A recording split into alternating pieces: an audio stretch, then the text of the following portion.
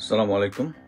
এই লাইভটা করার উদ্দেশ্য হচ্ছে, আপনারা হয়তো ইতিমধ্যেই দেখেছেন একটা ভিডিও যেখানে একজন উচ্চপদস্থ সেনা অফিসারের বাসা থেকে আওয়ামী লীগের আলী হোসেন শিশির, সম্ভবত তার নাম, সে আবার হত্যা মামলার আসামি, তাকে বৈষম্য বিরোধী ছাত্র জনতা এবং পুলিশের সহায়তায় তাকে অ্যারেস্ট করা হয়েছে।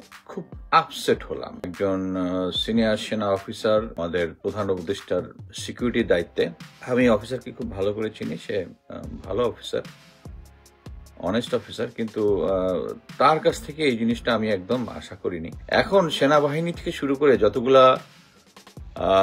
যতগুলা সংস্থা আছে উপরের লেভেলে, তাদেরকে আওয়ামী দুর্নীতিদের রক্ষা করাটা কাজটাকে শোভন করে দেওয়া হয়েছে। আমার কাছে যেটা মনে হয় আর কি, তাদের কাছে এই জিনিসটা কোনো তাদেরকে পাপবোধ টাচ করে না, কারণ জানে যে আমরা তাদের হায়েস্ট লেভেল থেকে এটার জন্য সাপোর্ট পাচ্ছে।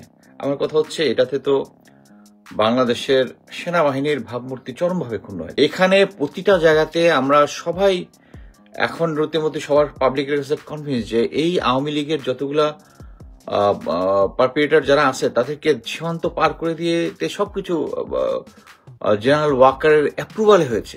এই জিনিসটা, একটা জিনিস আমরা কি এখনো বুঝতেছি না, বা বুঝলে আমরা কেন অ্যাকশন নিতে পারতেছি না, এটা আমি ক্লিয়ার না। জেনারেল ওয়াকার অ্যাটলিস্ট যে সমস্ত লোকজন যশোর সীমান্ত দিয়ে আমার কোর্সমেট মাহবুব রশিদের মাধ্যমে পার করেছে, মোট কথা হচ্ছে যারা আমাদেরকে বলেছে তারাও তো এখন এটাতে সাক্ষী দিতে আসতেছে না। সাক্ষী দিতে তারা সেনাবাহিনীতে চাকরি করে, এটা বুঝতে হবে। আপনারা দেখেন, আমরা যখন 5ই আগস্ট যখন কুমিল্লাতে এপিসি নিয়ে কতগুলো ক্যাপ্টেন বেরিয়ে গেছিল, আমরা খুব অ্যাপ্রিসিয়েট করতেছিলাম, কিন্তু এখন মনে রাখেন ওরা কিন্তু এখন জাস্ট চিপার মধ্যে আছে, কারণ হাই র্যাঙ্কিং যতগুলো আছে সবগুলো হচ্ছে আওয়ামী লীগ স্পন্সর, এবং তাদের কাছে এই জিনিসটা স্বাভাবিক। আমি অনেক স্টোরি জানি, মনে করেন যে আমি যেগুলা ভেরিফাই করতে না পারি এগুলো কিন্তু পাবলিককে বলি না। যেমন একটা স্টোরি আপনাকে বলি, 7 তারিখের দিকে বা 8 তারিখের দিকে হবে, এক অফিসার ঢাকা ক্যান্টনমেন্ট পর্যন্ত, রিটায়ার্ড অফিসার, লিভ নেবে, কোনো গাড়ি পাচ্ছে না, দেখেছি সেনা কনভয়ে যাচ্ছে। তো তাকে একটু রিকোয়েস্ট করলো যে আমি ক্যান্টনমেন্টে যাব, তোমার গাড়িতে, বলে যে ঠিক আছে স্যার, যেহেতু সে রিটায়ার্ড অফিসার, আপনাকে পিক আপে ওঠেন। পিক আপে উঠে দেখে যে সমস্ত রাঘব বল, আমি নাম বলতেছিলাম, আমি রাঘব বল দেখে তারা ক্যান্টনমেন্টে নিয়ে যাচ্ছে। এখন একটা জিনিস বুঝতে হবে যে এই সিচুয়েশনে যারা এগুলো কাজ করতেছে, সেনাবাহিনীর সদস্যরা কিন্তু একসময় বুঝতে পারবে যে তারা যে কাজটা করতেছে। এখন মনে করেন একটা সময় যদি, মানে আমি জানি না বৈষম্য ছাত্ররা কি করতে, তারা যদি জেনারেল ওয়াকারের বাসার দিকে মার্চ করে বা অন্য কোনো জায়গা থেকে, এই যে এটা তো স্পেসিফিক ইনফরমেশন ছিল, এরকম স্পেসিফিক ইনফরমেশন ছাত্র জনতার কাছে আছে, কিন্তু এনএসআই ডিজিএফআই এর কাছে নাই। এটা কি আপনি বিশ্বাস করেন? এখনো এনএসআই ডিজিএফআই তারা নাকি কার নিয়ন্ত্রণাধীন? প্রধান উপদেষ্টার নিয়ন্ত্রণাধীন। তারা প্রাউডলি বলে যে ডিজিএফআই কে জিজ্ঞেস করলেই ফার্স্টই বলবে কান্ট্রি ফার্স্ট, বাট অন গ্রাউন্ডে কিন্তু আওয়ামী লীগ ফার্স্ট। কারণ একটা জিনিস দেখেন যে ছাত্র জনতা এই সমস্ত তথ্য জানে, কিন্তু গোয়েন্দা সংস্থাগুলো জানে না, এবং গোয়েন্দা সংস্থা হচ্ছে সরাসরি প্রফেসর ইউনূসের নিয়ন্ত্রণাধীন। আসলে নিয়ন্ত্রণাধীন। তাহলে এই সমস্ত তথ্য কেন পায় না? তারা তো আওয়ামী লীগের আমলে গ্যান্ডারিয়ার অমুক বিল্ডিং এর অমুক তালার এত নম্বর তালাতে 5 জন শিবির কর্মী মিটিং করতেছে, বা ছাত্রদল কর্মী বা ইয়ারা মিটিং করছে, এই সমস্ত তথ্য পেয়ে যেত। এখন পায় না। এখন কেন পায় না?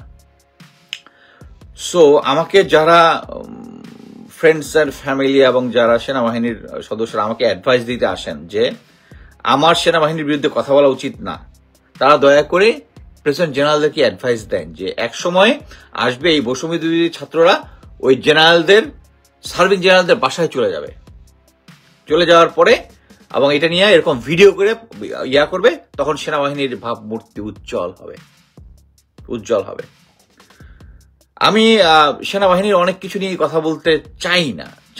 আবার আপনারা কয়েকদিন আগে দেখেছেন যে পিএসসি চেয়ারম্যানের জন্য একজন অফিসারের নাম প্রপোজ করেছে। এটা হচ্ছে সেম জিনিস, যে আওয়ামী লীগের যারা হচ্ছে, যাদের মধ্যে সমস্যা আছে, তাদেরকে প্রপোজ করলে তাদের দিয়ে তাদের মতো কাজ করানো যায়। এবং এটা নিয়ে আমি কথা বললাম না, কিন্তু আলটিমেটলি দেখেন, এখন কিন্তু আমি যেটা বলেছি ওইটার পক্ষে, মানে পিনাকি দাও ওই অফিসারের সাপোর্টে ভিডিও করেছিলেন, কিন্তু এখন কিন্তু ক্লিয়ার হয়ে গেছে যে that was a bad decision.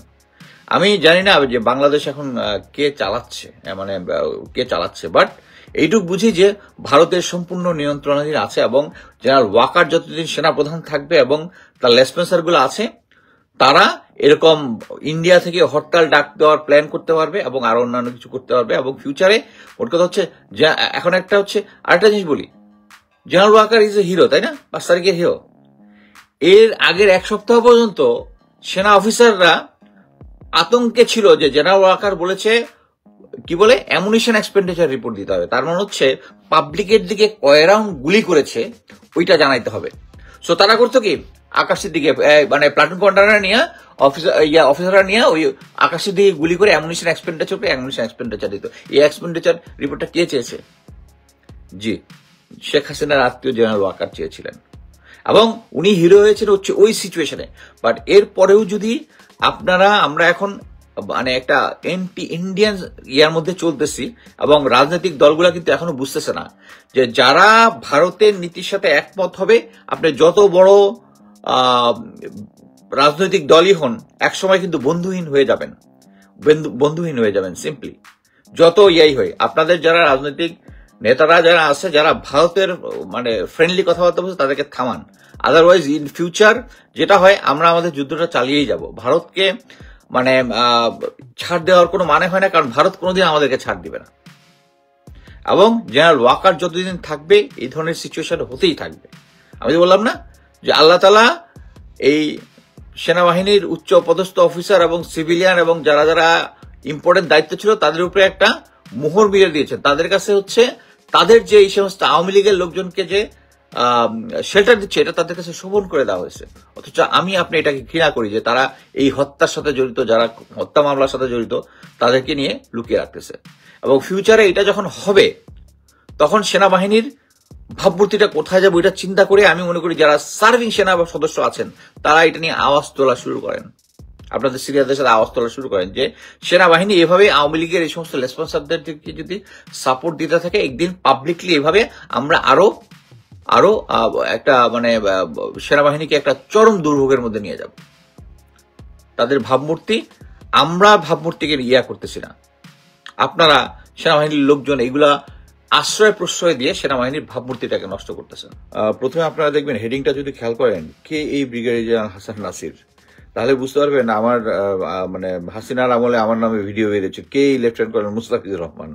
So এটা গোয়েন্দা সংস্থার ড্রাফটেড জিনিস এবং আমি জানি না জুলকারনাইন স্যার অনেক ভালো কাজ করছে এর আগে, বাট সে অ্যাট প্রেজেন্ট সরকারের পক্ষে প্লাস সেনাবাহিনীর যে সমস্ত কাজ তারা করেছে, জেনারেল ওয়াকার তাদের পক্ষে কাজ একটা পর একটা পোস্ট দিয়ে নিজেকে বিতর্কিত করতেছে। সেটা হচ্ছে মেইন জিনিস হচ্ছে হাসান নাসির স্যারের এগেনস্টে সরকারের খেপার কারণ হচ্ছে উনি বর্তমানে একটা অফিসারদের জাস্টিস ফর কমরেড, যারা এই শেখ হাসিনার আমলে গত 16 বছরে যাদের চাকরিচ্যুত যাদের হয়েছে, চাকরিচ্যুত বা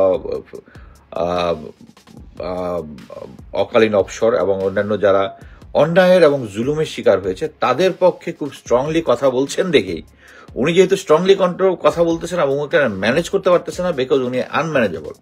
এবং উনি কিন্তু ইতিহাসে দেখিয়েছেন যে উনি যদি নিজের স্বার্থ সিদ্ধির জন্য কাজ করতেন, তাহলে যখন হাসিনা সরকারের আমলে বিডিআর পিলখানা নিয়ে যখন একটা তিনি যখন এটার তদন্তের সাথে যুক্ত ছিলেন, তিনি কিন্তু মির্জা আজম, নানক, এদেরকে, সাহারা খাতুন, এদেরকে কিন্তু তাদের সাক্ষী দিতে চেয়েছিলেন এবং ইনি আনকম্প্রোমাইজ কাজ করেছিলেন। এই জন্য কিন্তু ওনাকে ওখান থেকে বের করে দিয়েছিল, এটা আমরা সবাই জানি, এবং পরবর্তীতে চাকরি থেকে দিয়েছে। এখন এরকম একটা অফিসারের নামে যে উনার দেশপ্রেমকে নিয়ে প্রশ্ন করার সাহস অ্যাকচুয়ালি আমার হবে না। এবং হয়তো বা আমিও কথা বলতেছি, কয়েকদিন পরে আমার নামেও একটা বের হইতে পারে, ডাজন্ট ম্যাটার, এগুলো নিয়ে I survive Sheikh Hasina. So Sheikh Hasina survive করার পরে এখন সার্ভাইভ করতে পারবো। আরেকটা জিনিস যেটা আছে, আমি যেটা হচ্ছে স্টাফ কলেজের যেটা দেখিয়েছে, এটার আমি বিস্তারিত জানি না, বাট আমি যেটা জানি যে স্টাফ কলেজের এরকম একটা কোর্সের মধ্যে ম্যাক্সিমাম ক্ষেত্রেই আগের বছরের যে চৌথা আছে যেটা পিসিকে, এটা সবাই ডিসকাস করে, কেউ ধরা খায় কেউ ধরা খায় না, বা কেউ অনেক সময় আমি যেটা জেনেছিলাম ওই সময়ের আশেপাশে বোধহয় জেনারেল তারেক সিদ্দিকীও স্টাফ কলেজ করতেছে বা এরকম একটা কিছু আছে, এটা আমি কনফার্ম করতে পারিনি। বাট কথা হচ্ছে ওটার মধ্যে আমি জাস্ট প্লেইন গ্রাউন্ডে এটা যদি সিরিয়াস কোনো ক্রাইম হইতো, নর্মালি এই ধরনের আনফেয়ার মিন্স করলে নর্মালি চাকরিচ্যুত করা হয়, ওনাকে তো চাকরিচ্যুত করা হয়, তার মানে ওইটার মধ্যে কোনো একটা ঘাপলা আছে, ওখানে কোনো একটা ঘাপলা আছে, ওনাকে জাস্ট এটার জন্য কোনো সিরিয়াস পানিশমেন্ট দেয় নাই। তার মানে হচ্ছে এটা as usual, business as usual type কিছু একটা জিনিস। তাকে হয়তো, আর আমরা যেহেতু জানি উনি সৎ মানুষ, ওনাকে ভিকটিম করা যেতেছে। আরেকটা হচ্ছে কি বলে, উনি যখন অ্যাডভাইজার ছিলেন কোন একটা KEPZ এ ওখানকার পরিবেশ আন্দোলন নিয়ে, আরে এইটা তো উনি অ্যাডভাইজার ছিলেন, তো আরো অনেকেই ছিলেন, এইটার দোষ তো উনার, উনি পরিবেশ রক্ষা করতে পারেননি, অত তাকে এখন সে দেশপ্রেমিক না, এটা আমরা বলবো নাকি? আচ্ছা, আরেকটা জিনিস হচ্ছে আরেকটা আচ্ছা, উনি প্রথমে বিএনপি জয়েন করতে চেয়েছিল, তারপরে জামাত জয়েন করতে ছিল, তারপরে কল্যাণ পার্টি জয়েন করেছে। Wrong information. স্যারের সাথে আমার কথা হয়েছে, কি জন্য কথা হয়েছে, কারণ আমি যখন কল্যাণ পার্টিতে, যখন এই জেনারেল ইব্রাহিমের সমস্যাটা যখন হয়, আমি স্যারের সাথে কথা বললাম, স্যার কল্যাণ পার্টি এরকম একটা কাজ করছে, আপনি কল্যাণ পার্টির লোক কেমনে, এটা কিভাবে হয়? বলছে মুস্তাফিজ তুমি তো জানো না, আমি তো এখানে কল্যাণ পার্টিতে নাই, কারণ আমি যখন করি তখন প্রায় মানে স্যার তো যেহেতু সিনিয়রিটিতে, উনি সেন্ট্রাল কমিটিতেই ছিল, আসলেই ওনাদেরকে তাড়াতাড়ি চা খাওয়ায় বিদায় করে দিয়েই তারপরে ওই DGFI এর লোক স্যারের সাথে, মানে জেনারেল ইব্রাহিমের সাথে কথা বলতো। 2 দিন এটা দেখার পরে উনি বুঝে ফেলছে যে DGFI এর সাথে কল্যাণ পার্টি আন্ডারহ্যান্ড ইউছে, উনি ওখান থেকে চলে আসছে। এইটার জন্য উনি একবার ওখানে করছে, এগুলো হচ্ছে এক্সাজারেটেড, এবং DGFI অথবা NSI কারো এটা মানে ওই হেডিংটা দেখে আমি বললাম না যে ব্রিগেডিয়ার হাসান নাজির, এর আগে আমার নামে ভিডিও হয়েছিল lieutenant colonel Mustafizur Rahman. So এটা ড্রাফটেড জিনিস, আমি জুলকারনাইন স্যারকে অনুরোধ করবো এই সমস্ত ব্যাপারে, তার একটা ক্রেডিবিলিটি গ্রো হয়েছে, এভাবে যদি কন্টিনিউ করে